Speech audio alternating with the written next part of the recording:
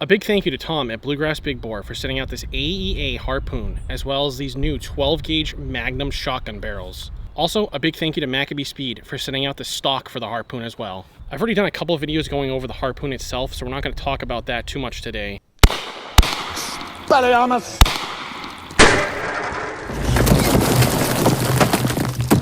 We're mainly just going over the Magnum Harpoon barrels and these new Magnum cartridges. Speaking of the cartridges themselves, these things are gigantic. We should be getting a lot more power, and to start off this video, we're going to be doing a gel test with 480 grain slugs from Texoma Precision Pellet. Okay, let's load these slugs up. We're going to do a chronograph test, and I want to compare this to the last time I had these out.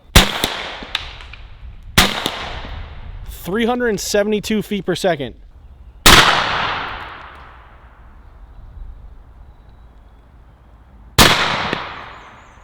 530 feet per second.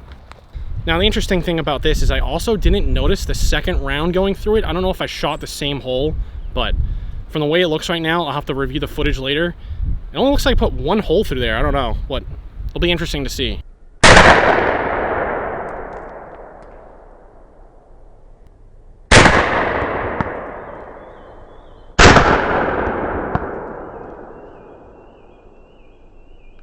Now, just like any other shotgun with this Harpoon, we got to do some grouping tests on paper. We're using Texoma's number 8 shot shell, and then once again, we have my little homemade shot shell that we're going to be doing inside the Harpoon slug holders.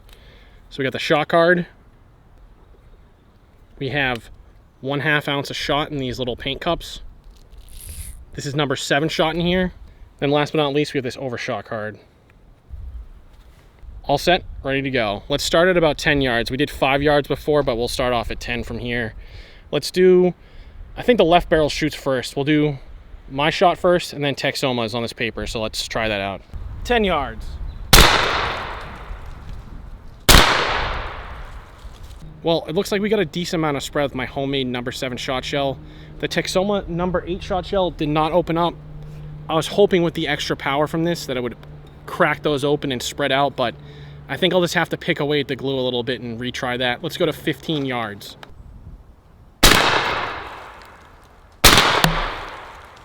I have to say, even though it's not separating and opening, the shot is pretty accurate. I haven't even sighted this thing in. I just threw it on there so I have some sort of reference point. Seems to be on target. Let me try. I'll spread one more apart, and I'm dying to get these things to open up, so let's retry that real quick. I'll do 2 of those. 2 Texoma number 8 shot shells that were opened up. Let's go for that left target first that made the hole with the Texoma, and then the right one. It looks like I'm going to be sticking with my homemade shot shells for the time being when we're going to be using shot. I guess if we need to blow something up and need like a slug that, well, it's technically acting like a slug right now since it's not opening up. So if we need that extra power, I'll use the Texoma. Up next, we have the pizza pan penetration test. We'll start off with my number 7 homemade shot shells, and then we'll switch over to the Texoma number 8 shot shells. I'm kind of hoping those don't open up and act like a slug, but if they do open up, it'll be cool to see the difference between them. Now, one thing I do have a complaint about on this Harpoon, I wish that the barrels had chokes, because I honestly can't think of any shotgun out there that doesn't have a choke. When I had that Zeus out, and we had the choke, the Remington chokes in there, that thing performed, I'd say, pretty well for an air shotgun. I have my Rossi 410 shotgun out. I want to compare this to the AEA Harpoon. We'll do 10 yards and then 15 yards. If the shot pattern's good at 15, I'll step it back to we'll go to 30 and see how it is there. I just want to show you the difference between a choked shotgun and the AEA Harpoon.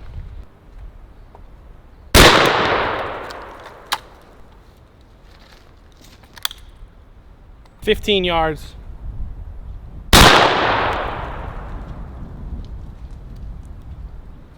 I'm gonna put up one more target. Let's step this back to 30 yards. All right, so this now begs the question against the Harpoon. We'll have to do one shot at 30 yards and compare it to this 410 Rossi. That 410 ammo is the exact amount of shot. We have 1/2 ounce in each of these shotgun shells. So let's do a comparison against the AEA Harpoon right now. Put up a new piece of paper.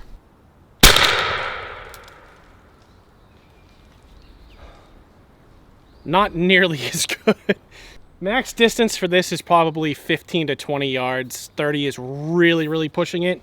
Now, I did have They were like 3D printed shells for this, and those worked really, really well. The only drawback on those was the price. They're $2 a piece, so not very affordable compared to the ones I'm making here, but they did work better. Now, I'm really hoping those Texomas at some point, they start to open up on their own, maybe a little bit less glue or different glue. And I think those will be one of the best performing shot shells for this, especially if we end up getting choke tubes for this. That would definitely help increase or decrease the spread rather, and help these group better. So that's definitely what I'm hoping for in the next rendition of this. Without the choke, the spread to me, I feel like is way too far wide, because even at like 30 to 50 yards, we're gonna get a tighter pattern with a shotgun that has a choke than with this. This is limited to much closer range without that, or until we can get a shot shell that opens up correctly that uses a wad. Because without the wad, I don't think this is gonna be nearly as accurate, but let's go on to the penetration test.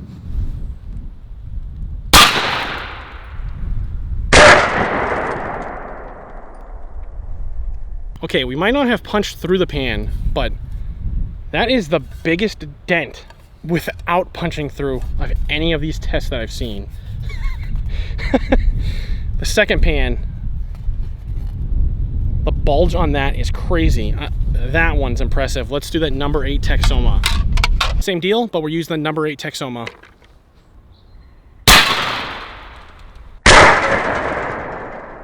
All right, so that definitely acted as a slug. We made it through 1 pan, 2, 3, and the wad was actually stuck in this one.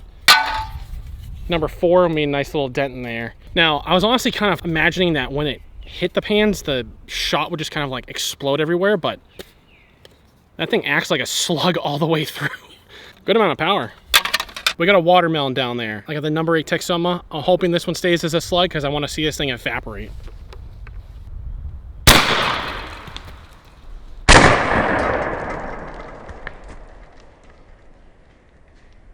That did a pretty good job. Let's finish it off with my number 7 shot.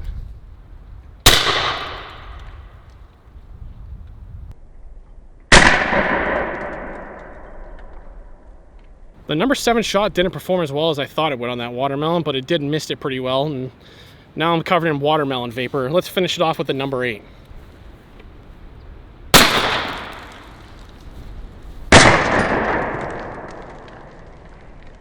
All right, that's good enough for me. Let's move on to some sodas. Let's do some double blast with my number 7 shot on some sodas. We'll do 12 ounce, 20 ounce, 1 liter, 2 liter.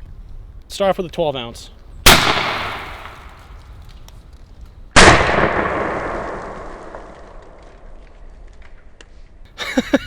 I got yeeted over the berm. This 20 ounce soda has my name on it. Literally.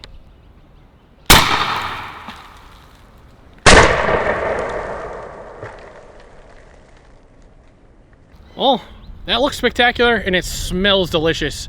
When you're vaporizing sodas, or fruit for that matter, watermelon, it just smells really good in the air. Okay, this next one deserves to be up here. I took 1 sip from this thing. It reminds me of like an icy from a movie theater, but just in liquid form, which to me is definitely not a good thing.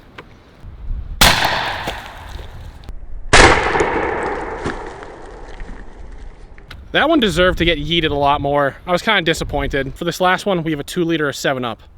I don't really have anything against it except it's diabetes and it must be destroyed.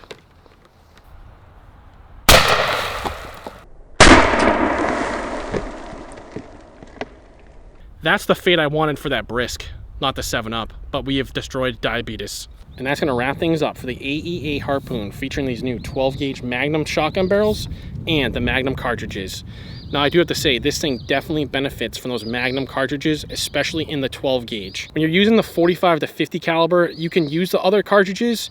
It actually performs very well, but when you move it up, the higher grain rounds and the shot, this thing definitely benefits from that Magnum cartridge. The one thing I have to reiterate is that I really wish this had choke tubes.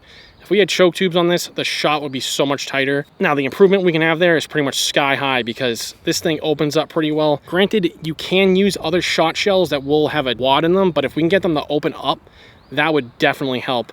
And like I said before, I had other 3D printed ones that worked very well, but they were just way too expensive for what they were.